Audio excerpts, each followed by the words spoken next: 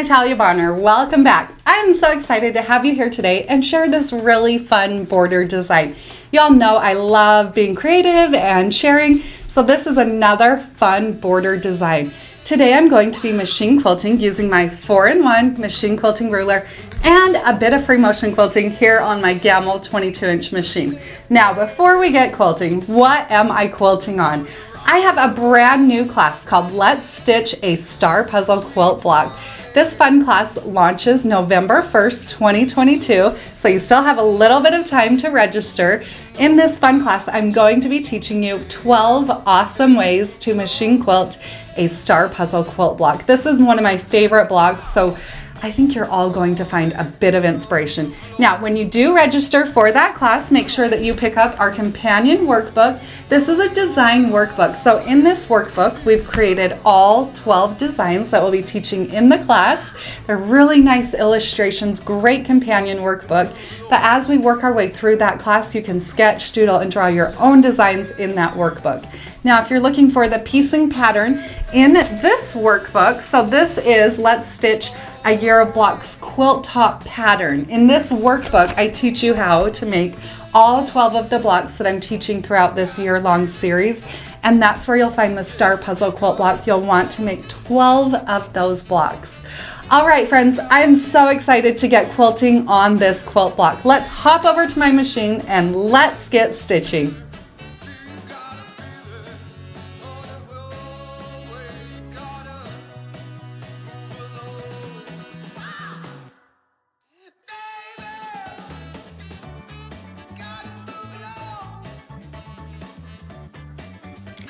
To create this fun scallop design, I actually started out by using my blue 4-in-1 marker and marking the center point on each of these star puzzle blocks.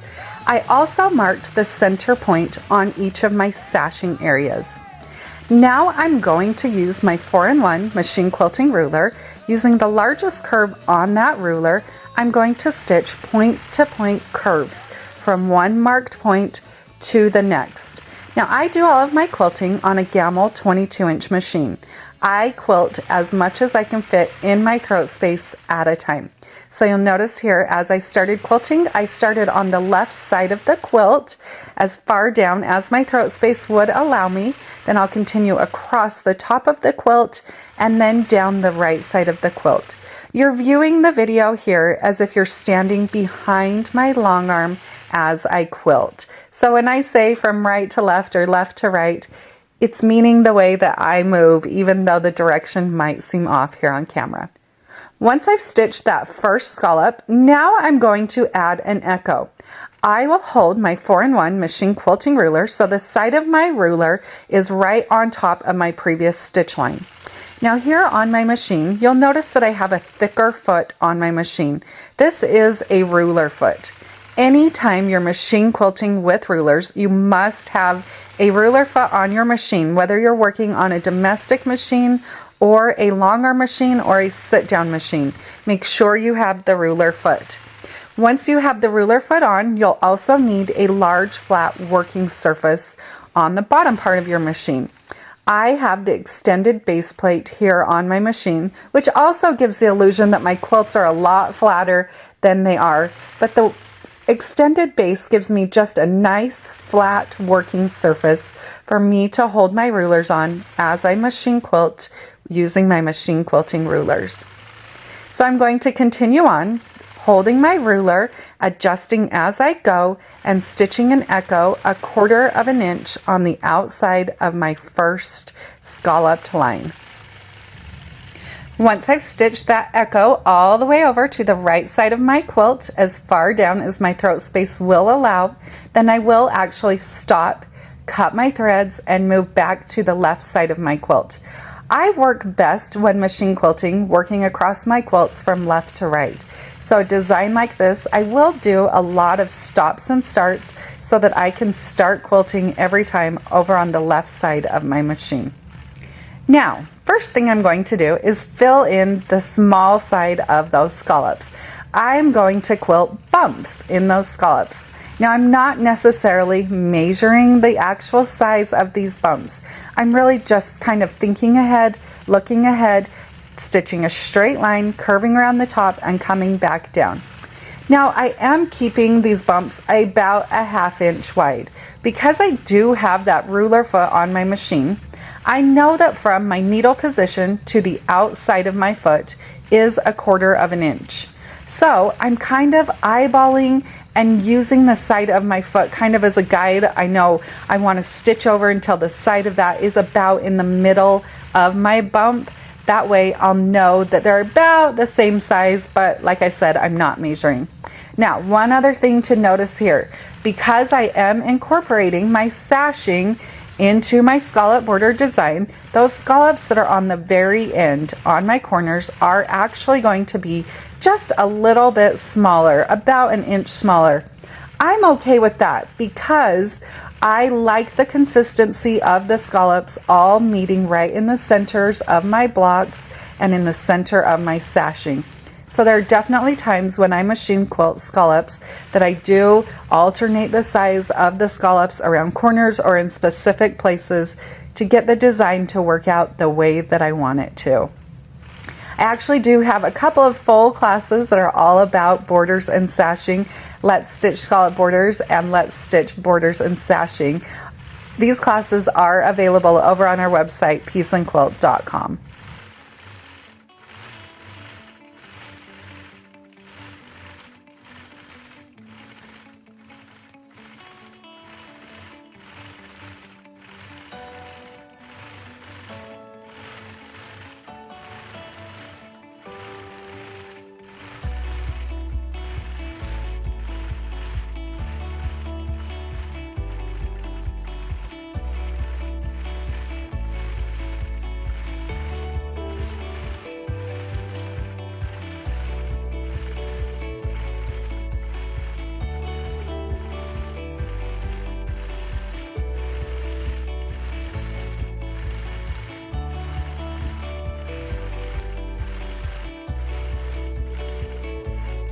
Now that I've stitched those scallops all the way over to the right side, then I'm actually going to stop, cut my threads, and again move back over to the left side of my quilt where I'm going to start that background filler. Now here on the edge of the quilt, I am quilting on a panel. You can pick up this same panel from Honest Fabrics, but the panel actually has a nice hem around the outside. When I'm done with this quilt, I will go through and trim that hem off. But for now, when you notice that around the outside, that's what it is, and that's why the outside edge looks kind of funny. All right, let's fill in that outside section. One other thing to notice here is that I am using a high contrast thread, a blue thread. I'm using it so that it'll stand out really good here on this quilt top, but also that you can see it as I'm machine quilting. Darker colors seem to show up just a little bit better on camera. So in my background filler, I'm going to quilt a fun combination of pebbles and clams. I love this combination because it stays soft, but yet it still adds a lot of fun detail to the outside portion of this border design. When I quilt this design, I start out with a swirl. I'll stitch a swirl always thinking ahead, leaving myself an out. When I say leaving myself an out, I mean I'm thinking ahead and leaving enough space for myself to stitch right back out of that swirl. Once I've stitched my swirl, then I'll go in and stitch a clam. Now when I stitch my clams, I start out with a teardrop shape and then add a couple of echoes to the outside. These are not perfect echoes. I want a more playful echo that really adds a lot of interest to my quilt. Now from there, just get really random, working back and forth between quilting the circles, the swirls, and the more teardrop shaped clams. One other little tip that might help a little bit when you quilt a design like this: echoing is your friend. So anytime I need to travel from one place to another or fill in a small area, just add an echo. Echoes are a great way to fill in, and really at the end of the day, nobody is ever going to notice if you added a whole bunch of echoes on one side of the swirl and not on the other.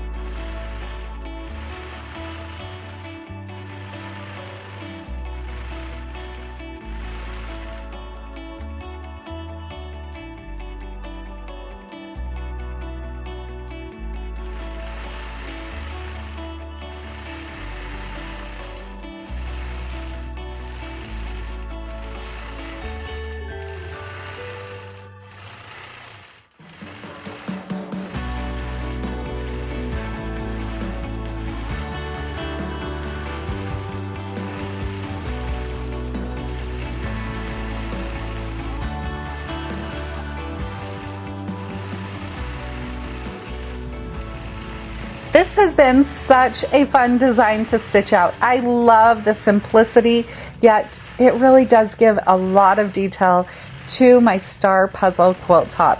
Friends, I'm so excited about this new class. I would love to have you join me. Class launches November 1st. You can register on our website, peaceandquilt.com. Have a great day, everybody.